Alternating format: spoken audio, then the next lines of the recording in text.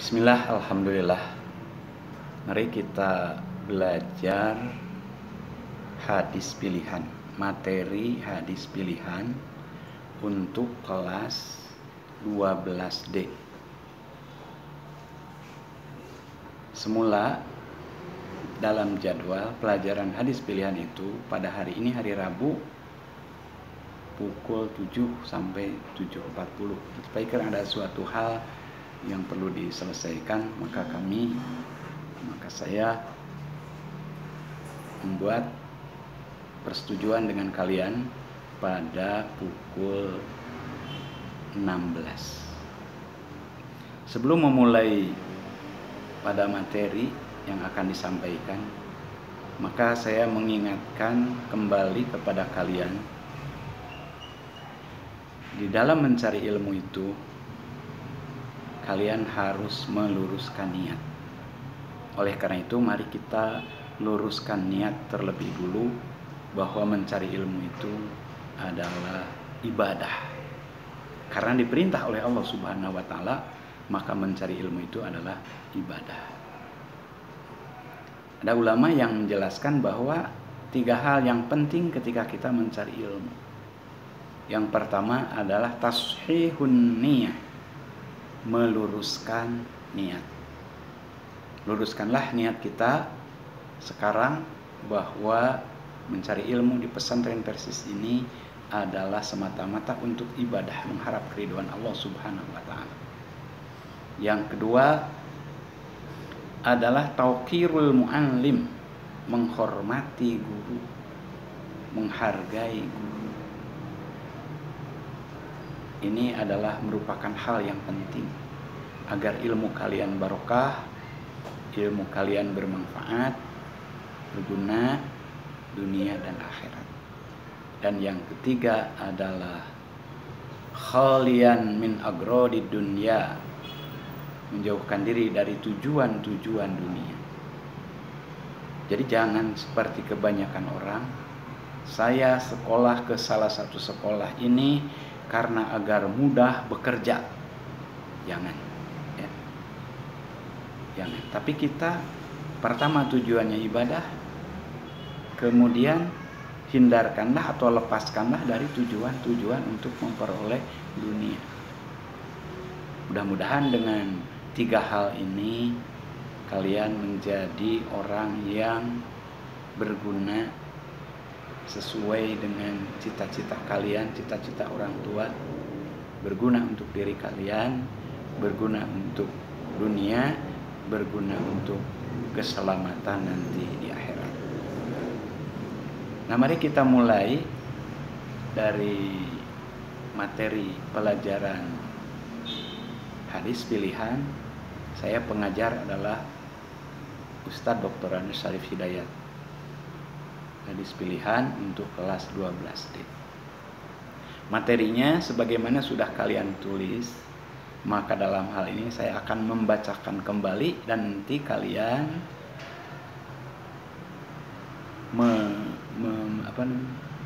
menyesakali, memberi baris, karena dalam teks tulisan yang telah dikirimkan belum memakai sakal. Disakali, kemudian yang kedua dihafal. Saya akan mengartikan satu kata demi satu kata dan akan membacakan hadis yang telah kalian tulis tadi. Bismillahirrahmanirrahim.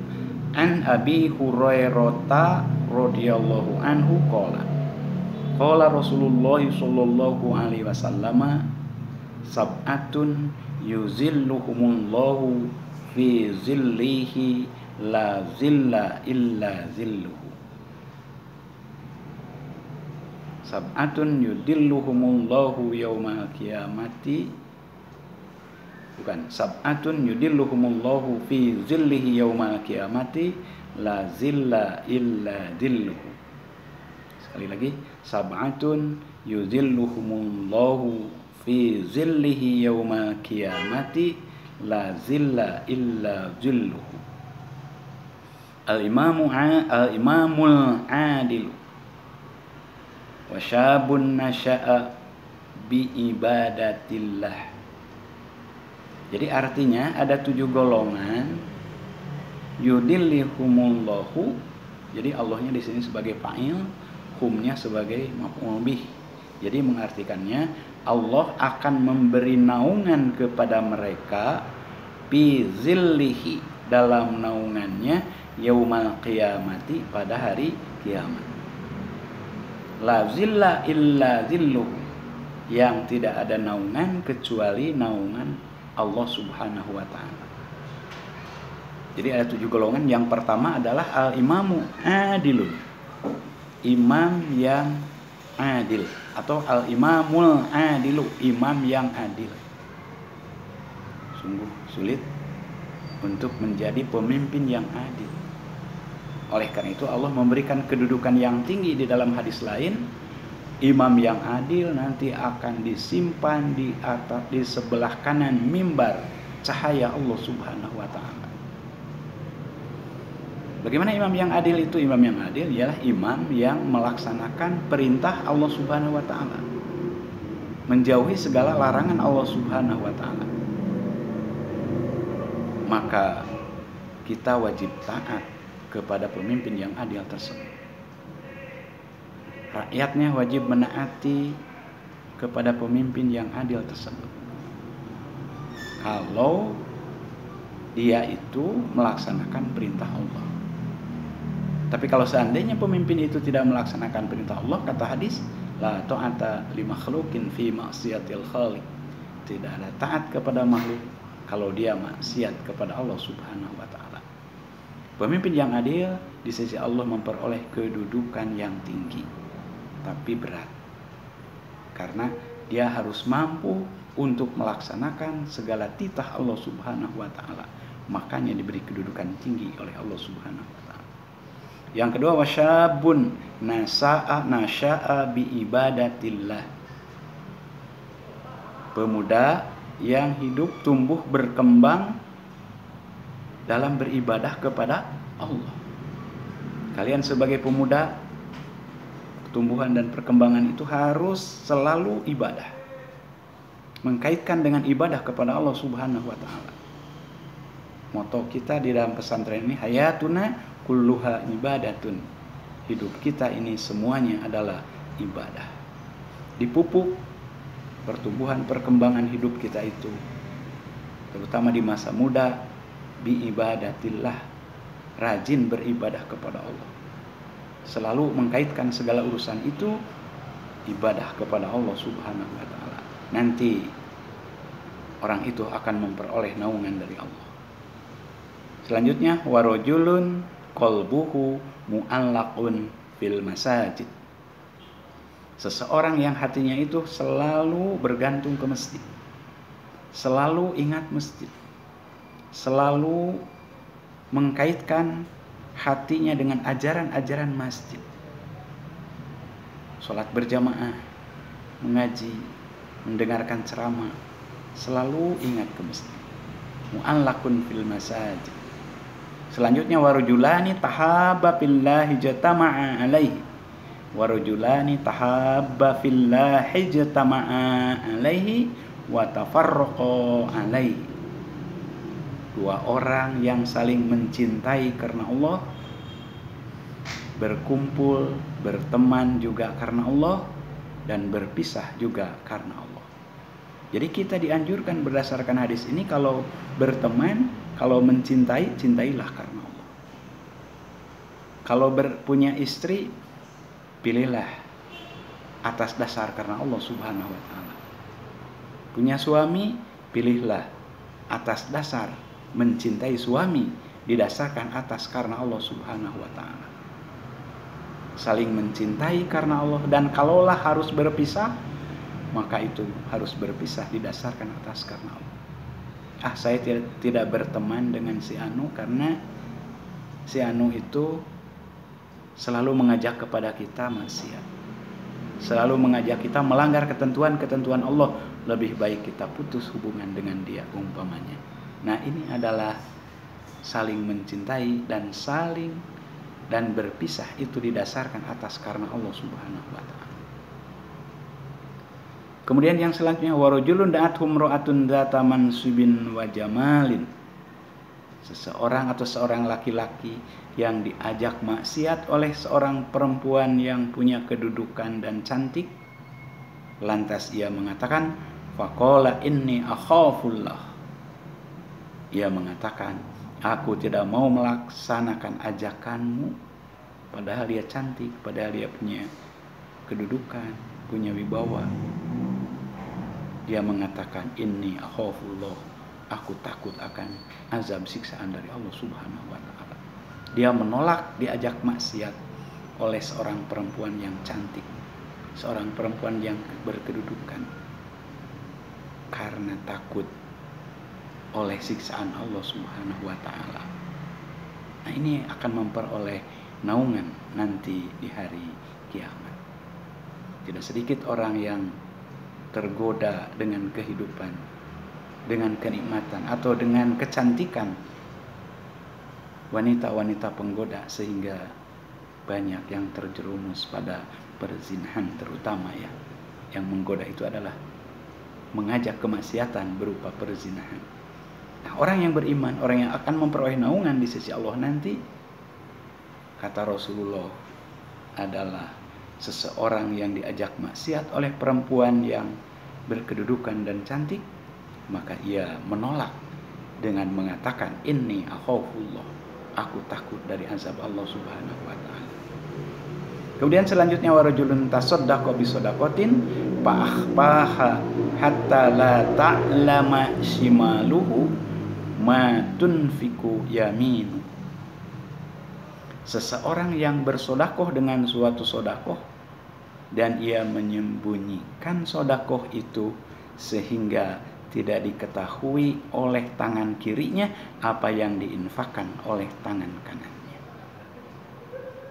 Di sini adalah kita dituntut untuk tidak riya di dalam bersodakoh. Dituntut untuk tidak ingin dipuji orang. Dituntut untuk sembunyi-sembunyi, untuk menghindari pujian orang. Tapi sebenarnya masalah sodakoh ini juga bukan berarti kita harus disembunyikan. Kalau sewaktu-waktu sodakoh itu diperlihatkan, itu tidak mengapa. Intubdus sodakoh pani imma ya. Jika sodakoh itu ditampakkan, itu juga baik. Seperti zaman dulu ketika sahabat disuruh atau mengumpulkan harta, maka di antara sahabat ada yang memperlihatkan sodakoh itu dengan melemparkan ke dalam selendang emas untuk kepentingan jihad fisabilillah. Ini adalah sodakoh. Yang penting sodakoh itu adalah harus didasarkan keikhlasan hati karena Allah Subhanahu wa ta'ala. Sekalipun disembunyikan, kalau tidak ikhlas, itu tidak dibenarkan. Tapi sekalipun kita menampakkan kita memberikan sodakoh untuk dijadikan contoh dan ikhlas atas dasar karena Allah, pani imma hiya, itu adalah juga sodakoh yang baik untuk memberi contoh kepada orang lain. Jadi yang penting adalah keikhlasannya, baik ditampakkan ataupun tidak, itu yang penting keikhlasannya. Dan sekali-kali kita juga perlu memberikan contoh sodakoh, tapi dengan maksud bukan ingin dipuji orang. Yang selanjutnya, warajulun zakarallaha khalian fafadat ainahu. Seseorang yang selalu zikir, selalu ingat Allah, khalian, di kesunyian, di tempat yang suci, sunyi, di tempat yang sunyi. Dia mengingat Allah, dia mengingat akan dosa-dosa yang telah diperbuatnya, dan ingat kepada Allah, dan ia berzikir, ia beristighfar sampai ia mencucurkan air matanya. Ini adalah akan memperoleh naungan dari Allah Subhanahu wa ta'ala. Seperti Rasulullah sallallahu alaihi wasallam tidak lepas dari zikir, dan para sahabatnya tidak lepas dari selalu mengingat Allah Subhanahu wa taala. Wa kana yadhkuruna fi kulli ahyanihi. Mereka para sahabat, demikian juga Rasulullah, selalu ingat dalam kesehariannya.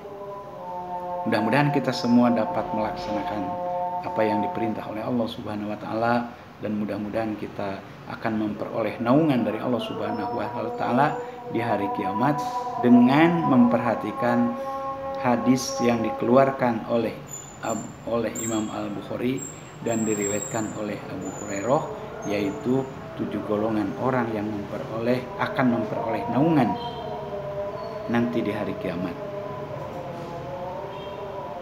Rupanya pertemuan pertama sekian saya dulu, dan tugas dari saya hadis ini ditulis dan diberi sakal, kemudian dihafal. Nanti dites hafalan masing-masing. Di 7 golongan, kita mudah-mudahan termasuk kepada golongan yang 7 ini. Rupanya sekian. Wassalamualaikum warahmatullahi wabarakatuh.